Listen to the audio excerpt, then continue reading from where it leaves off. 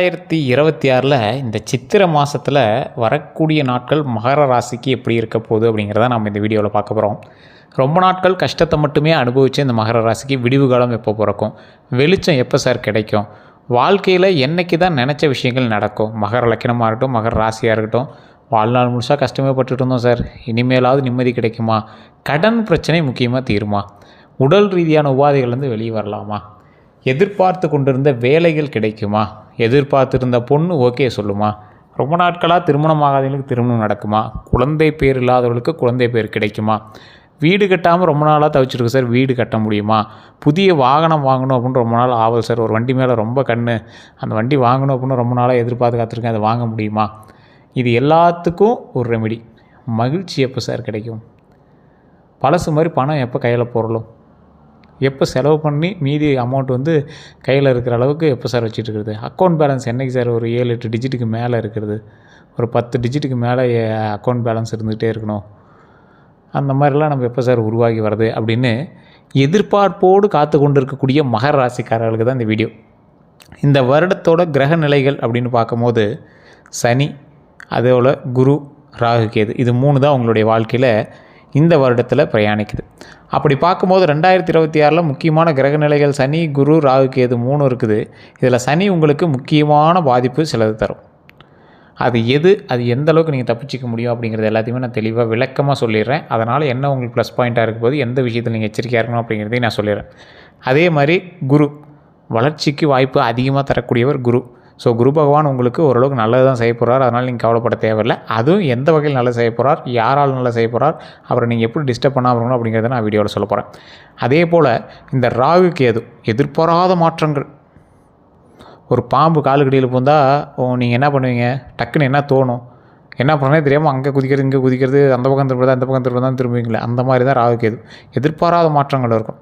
இந்த வருடம் மெதுவான முன்னேற்றம் ப்ளஸ் பெரிய முடிவு, இது 2 தான் இந்த வருஷத்தில் உங்களுக்கு இருக்கக்கூடிய ஒரு முக்கியமான ஒரு விஷயமா இருக்கும். மெதுவான முன்னேற்றமாக இருக்கும்போது பெரிய முடிவாக இருக்கும்போது வேலை, தொழில், இது எல்லாத்த பற்றி இப்போ நம்ம பார்க்கலாம். அதே போல் இந்த விஷயத்தில் நம்ம பண வரவை பற்றி, பொருளாதாரத்தை பற்றி பார்க்க போகிறோம், காதல், அப்புறம் திருமணத்தை பற்றி பார்க்க போகிறோம், குடும்பம் மற்றும் உறவுகளை பற்றி பார்க்க போகிறோம், கல்வி, மாணவர்களுடைய எதிர்காலம் எப்படி இருக்க போகுது, இதை நோக்கி பயணிக்க போதா இல்லை எப்படி இருக்க போகுதுன்னு பார்க்க போகிறோம், ஆரோக்கியம் எப்படி இருக்க போகுதுன்னு பார்க்க போகிறோம், அதோட பயணம், வெளிநாட்டு பயணம் எப்படி இருக்க போகுதுன்னு பார்க்க போகிறோம், எதில் நீங்கள் சவால்களை சந்திக்க போகிறீங்க அப்படின்னு பார்க்க போகிறோம், அதற்கான பரிகாரத்தையும் பார்க்க போகிறோம். அது மட்டும் இல்லாமல் உங்களுடைய குணாதிசயங்கள்லேருந்து இந்த வீடியோவில் நம்ம பார்க்க போகிறோம். சரி சார், இதெல்லாம் ஓகே தான், இந்த ராசியில் பிறந்தா இப்படி தாங்கிற மாதிரி எதை தொட்டாலும் ஒரு மாதிரியாக வச்சு செய்து சார் அப்படின்னு இருப்பீங்க. மகர ராசிக்காரர்கள் எப்போதுமே ஒரு விஷயத்தை நல்லா புரிஞ்சுக்கணும். மகர ராசிக்காரர்கள் ப்ரீ பிளான்டு பர்சன். நீங்கள் ப்ரீ பிளான்டாக இருப்பீங்க. உங்களுக்கு ஓரளவுக்கு மெச்சூரிட்டி அதிகம். மற்றவங்களை கம்பேர் பண்ணும்போது அவங்க என்ன தான் படிச்சிருந்தாலும் நீங்கள் ஓரளவுக்கு தான் படிச்சிருக்கீங்க அப்படின்னாலும் உங்களோட மெச்சூரிட்டி லெவல் அவங்களுக்கு இருக்காது. Your ideology person. உங்களுக்கு ஐடியாஸ் அதிகமாக க்ரியேட் ஆகும். ஐடியாஸ் மூலமாக பல வரவுகள், பல நல்ல காரியங்கள் மூலமாகவும் பல நன்மைகள், இந்த மாதிரி நிறைய விஷயங்கள் உங்களோட லைஃப்பில் இருக்குது. ஸோ இந்த ராசிக்காரர்களுக்கு எப்பொழுதுமே மேன்மை தரக்கூடிய சில விஷயங்களாக ஒவ்வொரு நாட்களும் அவர்களுடைய நடவடிக்கையிலிருந்து மேன்மை உண்டாக ஆரம்பிக்குது. சரி சார், எதில் பரவாயில்லையாக இருக்குது, இந்த ராசிக்காரர்களில் எதில் பரவாயில்லையாக இருக்குது சார், இந்த காலகட்டத்தில் முக்கால்வாசி உங்களுக்கு பரவாயில்ல தாங்க. ஆனாலும் உங்களுடைய தசாபுத்தி செக் பண்ணும். தசாபுத்தி எதை நோக்கி பிரயாணிக்குது, உங்களுடைய தசாபுத்தி அப்ராக்சிமேட்டாக மைனஸ்லேருந்து ப்ளஸ்லேருந்து அப்படியே ஒவ்வொன்றா ப்ளஸ் பண்ணிகிட்டே வரணும். அதாவது இந்த தசாபுத்திக்காரர்கள் உங்களுடைய கிரக அமைப்பின்படி கட்டங்கள் எப்படி மாறுபடுது, இந்த ராசிக்கு இதுதான் சரியாக இருக்குதா, அடுத்தடுத்த கிரக அமைப்புகள் மாறும்போது உங்களுக்கு சரியாக இருக்குமா. மகர ராசியில் பிறந்தவங்க நிறைய பேர் இருக்காங்க, எல்லாத்துக்கும் ஒரே மாதிரி நடக்கிறதில்ல. மகர ராசியில் உங்களுக்கு தெரிஞ்ச ஆள் ஒருத்தர் நல்லா தான் இருக்கும், ஆனால் உங்களுக்கு ஒரு மாதிரி நடந்துகிட்ருக்கு அப்படின்னா உங்களோட தசாபுத்தி வேறு, உங்களுடைய நடப்பு நிகழ்வுகள் வேறு. நீங்கள் பிறந்த தேதியிலேருந்து கால்குலேட் பண்ணும்போது உங்களோட ஆக்சிஸ் கிரகத்தினுடைய பார்வை உங்களுக்கு வேறு மாதிரி படுது. அந்த பார்வை உங்கள் மேலேயும் படுது, இன்னொரு கிரகத்து மேலேயும் சேர்த்துப்படுது. அப்போ 2 கிரகத்தினுடைய பார்வையை ஈடுபடுறதுனால உங்களுக்கு சின்ன சின்ன பாதிப்புகள் ஏற்படுறதுக்கான வாய்ப்புகளும் இருக்குது. அதே போல் இந்த ராசிக்கு வேறு லக்கினம் அதெல்லாம் இருக்குது இல்லை. நீங்கள் யார் கூட பிறந்தீங்க, உங்களோட பிறந்தவங்க நிறைய பேர் இருப்பாங்க, உங்களுக்கு பிறந்தவங்க நிறைய பேர் இருப்பாங்க, அவங்களோட ஜாதகம் சேர்ந்து தான் செல்லுபடி ஆகும்.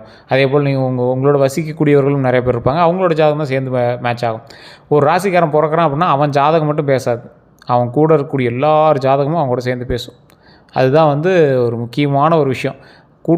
அதாவது சொல்லுவாங்க பார்த்தீங்களா, சேர்றவங்க கூட தான் சேரணும் அப்படிம்பாங்கள்ல, அந்த மாதிரி.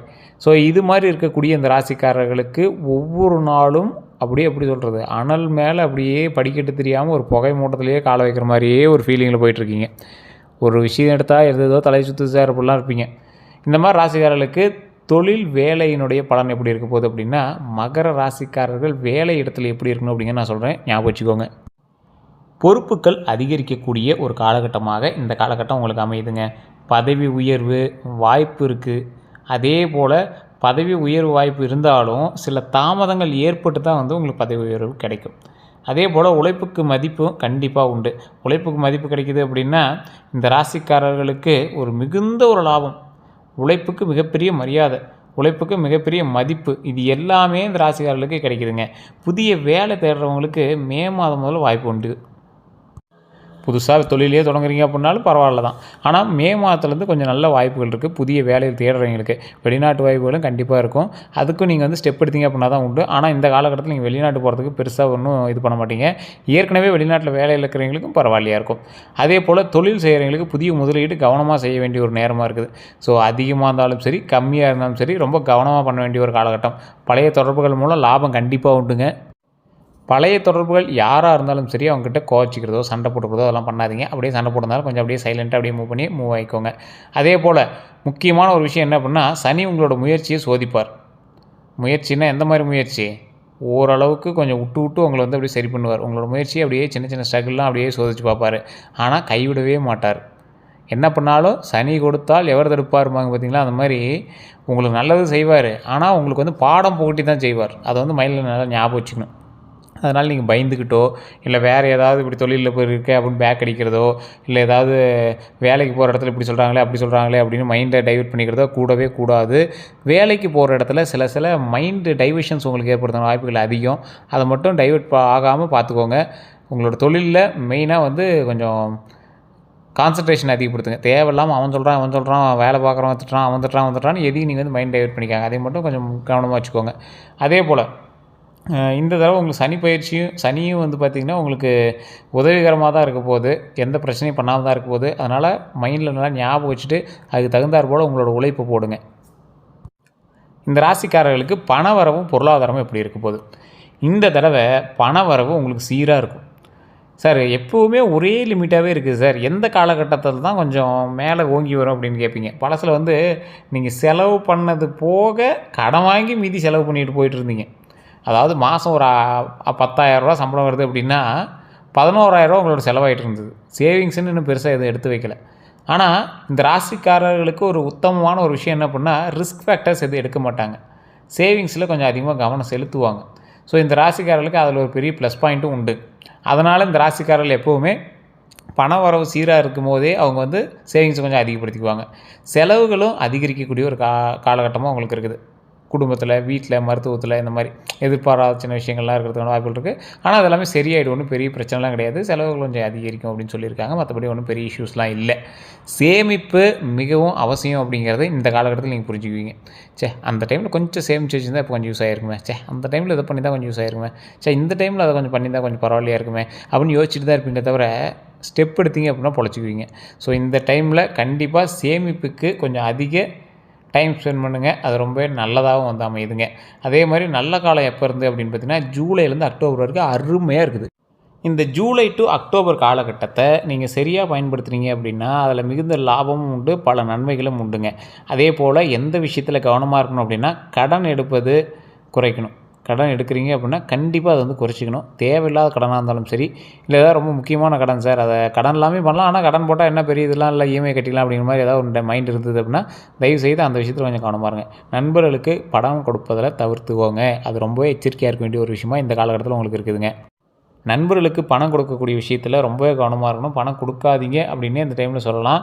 ஏன்னா இந்த காலகட்டத்தில் தேவையில்லாமல் இப்போ நண்பர்களுக்கு கேட்குறாங்க அப்படின்னு கொடுத்தீங்கன்னா நீங்கள் மாட்டிட்டு முடிக்கக்கூடிய ஒரு அவசியமாக இருக்கும். மகர லக்கினக்காரர்களாக இருந்தாலும் சரி, மகர ராசிக்காரர்களாக இருந்தாலும் சரி, பணம் கொடுத்துட்டு அதுக்கு வரும் அப்புறமேட்டு வரணும் கொஞ்சம் தேவையில்லாமல் எடுத்து பிடிச்சிட்ருக்கோம். உங்களுக்கு அந்த அமௌண்ட் வந்துடும். பட் இருந்தாலும் கொஞ்சம் மைண்ட் டைவர்ஷன் இருக்கிறதுனால கொஞ்சம் வாய்ப்புகள் அதிகம். ஸோ அதனால் தேவையில்லாமல் மைண்டு குழப்பிக்கிறதுக்கான எந்த ஒரு வேலையும் பண்ணாதீங்க. அதில் முக்கியமான ஃபஸ்ட்டு வேலை கடனை குறைக்கணும். அதை மைண்டில் ஞாபகம் வச்சுக்கோங்க. கடன் எடுக்கிறத குறைச்சிக்கோங்க. அடுத்தது நண்பர்களுக்கு பணம் கொடுக்கறதையும் தவிர்த்துக்காங்க.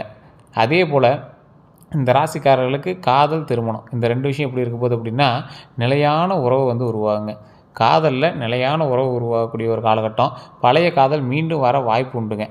அதாவது நிலையான உறவு எப்படி இருக்க போகுது அப்படின்னா, வாழ்க்கையில் ஒரு முக்கியமான ஒரு தருணத்தை நீங்கள் வந்து சந்திக்க போகிறீங்க. அந்த தருணத்தின் மூலமாக பல முக்கியமான உறவு வந்து உங்களோட வந்து இணைய போகுது. அதில் நிலையான உறவு உருவாகிறதுக்கான முதல் காலகட்டமாக இந்த காலகட்டம் உங்களுக்கு அமைங்க. பழைய காதல் மீண்டும் வரதுக்கான வாய்ப்புகள் கொஞ்சம் அதிகமாகவே இருக்குது. ஸோ பழைய காதல் வருது அப்படின்னா அதுக்கு தகுந்த மாதிரி உங்களோட ஸ்டெப்ஸை மூவ் பண்ணிக்கோங்க. அதுக்கு தகுந்த மாதிரி உங்களோட வாழ்க்கையை இதுக்கு மேலே சரி பண்ணிக்கோங்க. திருமணம் சம்மந்தப்பட்ட விஷயங்களில் 2024 நல்ல வாய்ப்புகள் இருக்குங்க. இந்த டைம் நீங்கள் பயன்படுத்திங்க அப்படின்னா கண்டிப்பாக திருமணம் வந்து நடக்கிறதுக்கான வாய்ப்பு 100% உண்டு. குறிப்பாக ஆகஸ்ட் டு டிசம்பரில் நல்ல நேரம். ஆகஸ்ட்லேருந்து டிசம்பர் வரைக்கும் ரொம்ப முக்கியமான நேரம். அந்த டைமில் நீங்கள் வந்து திருமண வாய்ப்புகள் ஸ்டெப்பு இப்போலேருந்து எடுக்க ஆரம்பிச்சிங்க அப்படின்னா ஆகஸ்ட் டு டிசம்பரில் திருமணம் வந்து கைக்கூடி வரதுக்கான வாய்ப்புகள் அதிகம். அந்த டைமில் நீங்கள் வந்து ஆட்டோமேட்டிக்காக வந்து திருமணத்துக்கான சில விஷயங்களை ஸ்டெப் எடுத்தீங்க அப்படின்னா நன்மைகளாக வருதுங்க.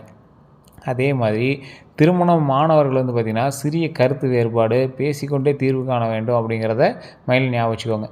சின்ன சின்ன கருத்து வேறுபாடு இருக்கிற வாய்ப்புகள் அதிகம். அதை நீங்கள் பேசியே தான் சரி பண்ணிக்கணுமே தவிர தேவையில்லாமல் அதை பண்ணியா இதை பண்ணியா அதை பண்ணியாலாம் நீங்கள் பேசவே கூடாது. இந்த காலத்தில் பேசுகிறதுக்கான ஒரு பாயிண்ட்டாகவும் இல்லைங்க.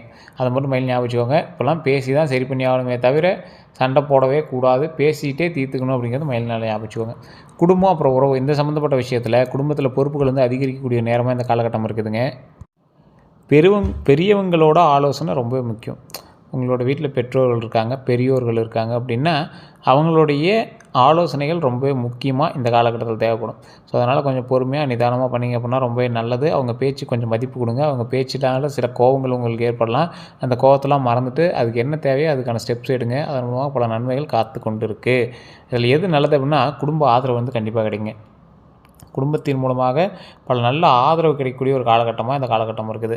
அதே போல் எதில் நீங்கள் கவனமாக இருக்கணும் அப்படின்னா சொத்து விஷயங்களில் சண்டை வரதுக்கான வாய்ப்புகள் அதிகம். ஸோ அதனால் சொத்து விஷயத்தில் கொஞ்சம் கவனமாக இருங்க. கல்வி மாணவர்கள் இந்த மாதிரி விஷயங்களில் வந்து பார்த்திங்கன்னா மாணவர்களுக்கு கவனம் கண்டிப்பாக இருந்தே ஆகணும். போட்டித் தேர்வுகளில் வெற்றிக்கான வாய்ப்புகள் கொஞ்சம் அதிகமாகவே இருக்குது. இதில் மார்ச் டு ஜூன் மாதம் வரைக்கும் பார்த்திங்கன்னா மாணவர்களுக்கு கொஞ்சம் நல்ல காலமாக தான் இருக்குது. அதுக்கு தகுந்த மாதிரி மைண்டை டைவர்ட் பண்ணாமல் படிச்சுக்கோங்க. தேவையில்லாத இதெல்லாம் மைண்டில் போட்டுட்டு குழப்பிக்காதீங்க. நீங்கள் எதில் கவனமாக இருக்கணும் அப்படின்னா சோம்பேறித்தனம் தவிர்க்கணும். சோம்பேறித்தனத்தை வந்து கண்டிப்பாக நீங்கள் வந்து தவிர்த்துக்கணும். அதுதான் வந்து உங்களோட வாழ்க்கையில் ரொம்ப முக்கியம் அப்படிங்கிற ஞாபகம் வச்சுக்கோங்க. அதே மாதிரி ஆரோக்கியத்தில் ரொம்ப எச்சரிக்கையாக இருக்கக்கூடிய ஒரு காலகட்டமாக இந்த காலகட்டம் கருதப்படுதுங்க. உடல் சோர்வு அதிகரிக்கக்கூடிய ஒரு காலகட்டமாக இருக்குங்க. உடல் சோர்வுனால் என்ன பண்ணோம், தேவையில்லாமல் உடம்பு வந்து அசதி காட்டிகிட்டு இருக்கோம். எலும்பு மூட்டு பிரச்சனைகளில் கவனமாக இருக்கணும். அதை வந்து மைண்டில் ஞாபகம் வச்சுக்கோங்க. உடற்பயிற்சி கண்டிப்பாக இந்த டைமில் தேவை அப்படிங்கிறத மைண்டில் ஃபிக்ஸ் பண்ணிவிட்டு 1-2 எக்ஸசைஸாவது பண்ண ஆரம்பிங்க. தூக்கம் சரியாக இருந்தாகணும். நல்லா தூங்கி எழுந்திரிங்க. நல்லா கொரட்டை விட்டு தூங்கி எழுந்திரிக்கிற அளவு உங்களுக்கு தூங்கி எழுந்திரிக்கணும். எப்போ தான் தூங்கி எழுந்திரிச்சோமானே தெரியாத அளவுக்கு நல்லா தூங்கி எழுந்திரிக்கணும். யோகா தியானம் முடிஞ்சால் ட்ரை பண்ணுங்கள். ஆனால் ரொம்ப நல்லது. நீங்கள் ட்ரை பண்ணிங்க அப்படின்னா உங்களோட லைஃப்பில் மிகப்பெரிய அச்சீவ்மெண்ட் அச்சீவ் பண்ண மாதிரி. அதே போல் இந்த ராசிக்காரர்களுக்கு பயணம் வெளிநாடு இதெல்லாம் எப்படி இருக்க போகுது அப்படின்னா வேலை காரணமாக வெளிநாட்டு பயணம் கண்டிப்பாக உண்டு. அது வெளிநாடாக இருக்கலாம் அல்லது உங்களுடைய இடத்துலேருந்து ஒரு ஆறோ அல்லது கடலோ தாண்டி நீங்கள் வந்து போயிட்டு வர மாதிரி இருக்குங்க. வேறு ஏதாவது கருத்துக்கள் இருக்குது அப்படின்னா மறக்காம கமெண்ட் செக்ஷனில் பதிவு விடுங்க. இதை நம்ம சேனலை சப்ஸ்கிரைப் பண்ண மாதிரி சப்ஸ்கிரைப் பண்ணிக்கோங்க. பக்கத்தில் பெல் பட்டனும் மறக்காமல் ப்ரெஸ் பண்ணுங்கள். உங்களோட நண்பர்களுக்கும் கட்டாயம் பகிருங்க. எல்லோருக்கும் நன்றி நண்பர்களே.